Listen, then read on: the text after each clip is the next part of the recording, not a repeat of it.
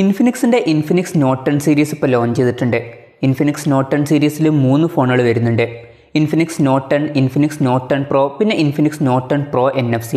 ഈ ഒരു വീഡിയോയിൽ നമ്മൾ നോക്കാൻ പോകുന്നത് ഇൻഫിനിക്സ് നോട്ട് 10 എന്ന ഫോണിൻ്റെ വിശേഷങ്ങളാണ്. ആദ്യം നമ്മൾ ഡിസ്പ്ലേയുടെ കാര്യം പറയുകയാണെങ്കിൽ ഇൻഫിനിക്സിൻ്റെ പല ഫോണുകളിലും അവർ വളരെ വലിയൊരു ഡിസ്പ്ലേ കൊടുക്കാറുണ്ട്. ഇവിടെയും കാര്യങ്ങൾ അങ്ങനെയൊക്കെ തന്നെയാണ്. ഈ ഫോണിൽ 6.95 ഇഞ്ചിൻ്റെ ഫുൾ HD+ ഡിസ്പ്ലേ ആണ് കൊടുത്തിട്ടുള്ളത്. അപ്പോൾ ഈ ഫോണിൽ അത്യാവശ്യം വലിയൊരു ഡിസ്പ്ലേ വരുന്നുണ്ട്. പിന്നെ ഫുൾ HD റെസൊല്യൂഷനും കൊടുത്തിട്ടുണ്ട്. ഈ ഫോണിൽ AMOLED ഡിസ്പ്ലേ ഒന്നും ഉപയോഗിച്ചിട്ടില്ല. IPS LCD പാനലാണ് ഈ ഫോണിൽ ഉപയോഗിച്ചിട്ടുള്ളത്. പിന്നെ ഈ ഫോണിൽ കൂടിയ റിഫ്രഷ് റേറ്റ് സപ്പോർട്ട് ചെയ്യുന്നുണ്ട്. 90 Hz റിഫ്രഷ് റേറ്റുമായിട്ടാണ് ഈ ഫോൺ വരുന്നത്. പിന്നെ 150 Hz ടച്ച് സാമ്പിളിംഗ് റേറ്റും ഈ ഫോണിൽ വരുന്നുണ്ട്.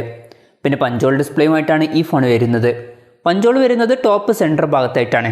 20.5:9 എന്നുള്ള ആസ്പെക്ട് റേഷ്യോയിലാണ് ഈ ഫോൺ വരുന്നത്.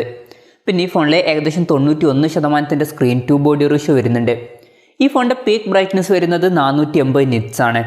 അപ്പോൾ അത്യാവശ്യം തരക്കേടില്ലാത്ത ഒരു ഡിസ്പ്ലേ ഈ ഫോണിൽ കൊടുത്തിട്ടുണ്ട്. ഈ ഫോണിൻ്റെ ഫിംഗർ പ്രിൻറ്റ് സെൻസർ വരുന്നത് ഫോണിൻ്റെ സൈഡിൽ പവർ ബട്ടണിൽ ഇൻറ്റഗ്രേറ്റ് ചെയ്തിട്ടാണ്. പിന്നെ ഫോണിൻ്റെ ബാക്കിൽ പ്ലാസ്റ്റിക് ബാക്ക് ബോഡിയാണ് കൊടുത്തിട്ടുള്ളത്. പ്രോസസ്സറിൻ്റെ കാര്യം പറയുകയാണെങ്കിൽ mediatekൻ്റെ helio G85 എന്നുള്ള പ്രോസസ്സറുമായിട്ടാണ് ഈ ഫോൺ വരുന്നത്. 14,500 രൂപ പ്രൈസ് റേഞ്ചിൽ ഇത് വളരെ മികച്ചൊരു പ്രോസസ്സർ എന്നൊന്നും പറയാൻ പറ്റില്ല. തരക്കേടില്ലാത്തൊരു പ്രോസസ്സർ അത്രയേ ഉള്ളൂ. പിന്നെ ഈ ഒരു പ്രോസസ്സറിൽ മാലി G52 എന്നുള്ള GPU ആണ് വരുന്നത്. ഈ ഫോണിൻ്റെ 2 വെർഷൻസ് ഇപ്പം ഗ്ലോബലി ലോഞ്ച് ചെയ്തിട്ടുണ്ട്. അതിൽ ബേസ് വേരിയൻറ്റിൽ 4GB റാമും 64GB ഇൻറ്റേർണലുമാണ് വരുന്നത്. പിന്നെ 6GB റാമും 128GB ഇൻറ്റേർണലുമായിട്ട് വരുന്ന ഒരു വെർഷനും വരുന്നുണ്ട്. മെമ്മറി എക്സ്പാൻഡ് ചെയ്യണമെന്നുണ്ടെങ്കിൽ ഈ ഫോണിൽ ഡെഡിക്കേറ്റഡ് മെമ്മറി കാർഡ് സ്ലോട്ട് കൊടുത്തിട്ടുണ്ട്.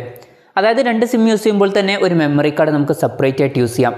പിന്നെ ഈ ഫോണിൽ ഡ്യുവൽ സ്റ്റീരിയോ സ്പീക്കേഴ്സ് കൊടുത്തിട്ടുണ്ട്. DTS സൗണ്ട് സപ്പോർട്ട് ചെയ്യുന്നുണ്ട്. ഈ ഫോണിൽ 3.5mm ഓഡിയോ ജാക്ക് കൊടുത്തിട്ടുണ്ട്. ആൻഡ്രോയിഡ് 11 ബേസ് ആയിട്ടുള്ള XOS 7.6 സോഫ്റ്റ്വെയറുമായിട്ടാണ് ഈ ഫോൺ വരുന്നത്.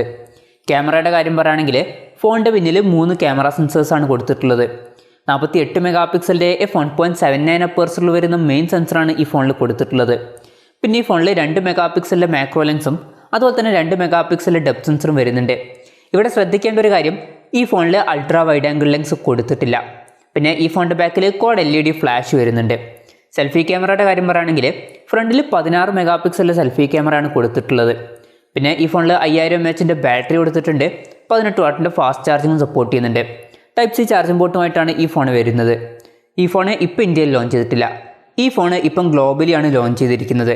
പിന്നെ വിലയുടെ കാര്യം പറയുകയാണെങ്കിൽ ഈ ഫോണിൻ്റെ ബേസ് വേരിയൻറ്റിൻ്റെ വില വരുന്നത് $199 ആണ്. അതായത് ഏകദേശം 14,500 രൂപ.